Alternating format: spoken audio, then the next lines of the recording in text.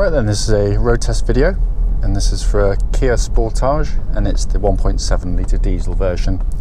This particular car is registered DG62KFD, and mileage at the start of this road test is 44,142 miles. Reason for doing the videos essentially is so that anyone that's looking at the car online in an advert actually gets to see that car in operation. You know, we're very well aware that many of our customers are not just local to us, but will come many hundreds of miles, if not from the continent, to come and see the vehicles, so it's the least we can do. It gives us an opportunity to go through the car for you, but most importantly to let you know of any obvious issues that might be on the car before you come to us. We know just how annoying it can be to go and see a car which is advertised as good, only to get there to find out as soon as you drive it, it's got a mechanical issue which you clearly should have been told about.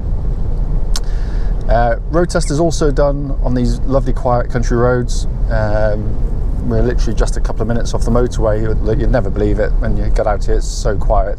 It does make for a rather peaceful road test, but hopefully it would mean that road test I'm doing here would be representative of what you'd feel yourself, obviously if offered a test drive on a car.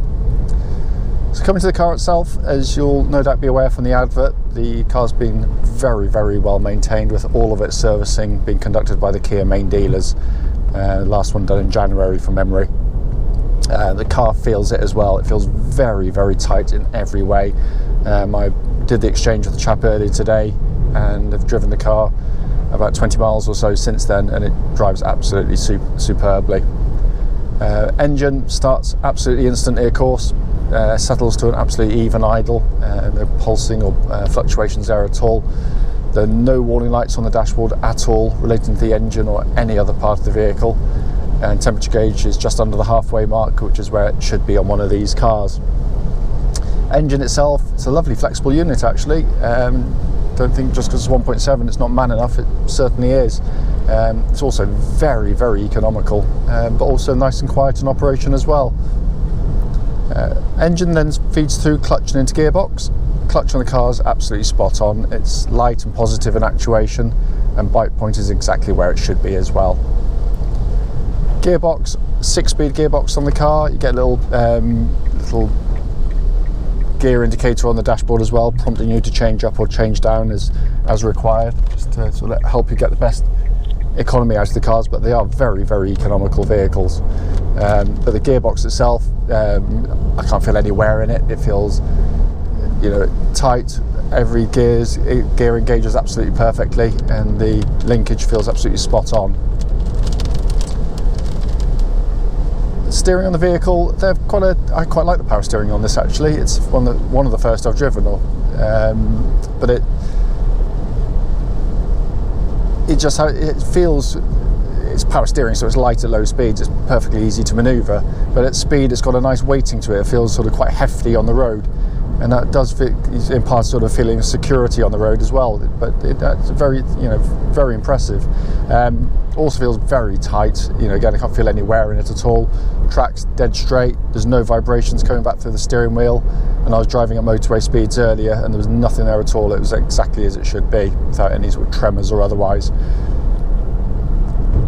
Chassis of the vehicle, what I'm looking for from the suspension is, when it hits a bump, clearly obviously you hear it hitting a bump, but I just want to check out for any kind of secondary sort of clonks or thumps coming through the car, and there's nothing at all. It's exactly as it should be as well, so it's nice and smooth in that respect.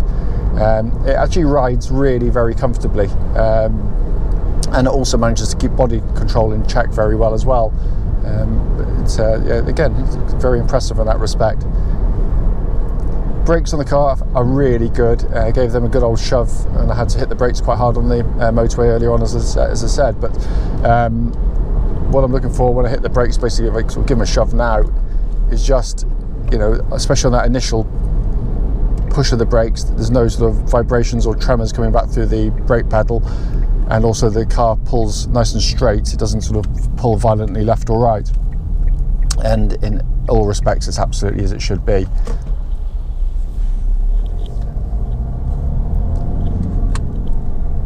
Looking around inside the car, been kept very, very nicely, this car. We've not cleaned it yet, it's literally just come to us, but it really doesn't need a clean. There's that clean in here. Also very well built. I have to say that these cars are coming a hell of a long way since the early versions of Kias, which were quite lightweight cars. This feels very, really substantial. There's not the squeak or buzz from the interior. It feels very, very well screwed together, and blissfully, I have to say, easy to operate. It's just, especially people of my generation, just to get in, use a radio without having to fathom out a million different sub-menus with push buttons or touch screens. Climate control system there, again, absolutely doddle to use, and the air conditioning pumps out absolutely ice cold air, by the way. I should say air conditioning system, of course. And then dashboard in front of me, nice, neat, legible dials, all working exactly as intended, and all the readouts, absolutely, the pixelation's spot on. Steering wheel, nice, sporty steering wheel with little sort of bolsters there. All just pretty much feels like new in hand as well.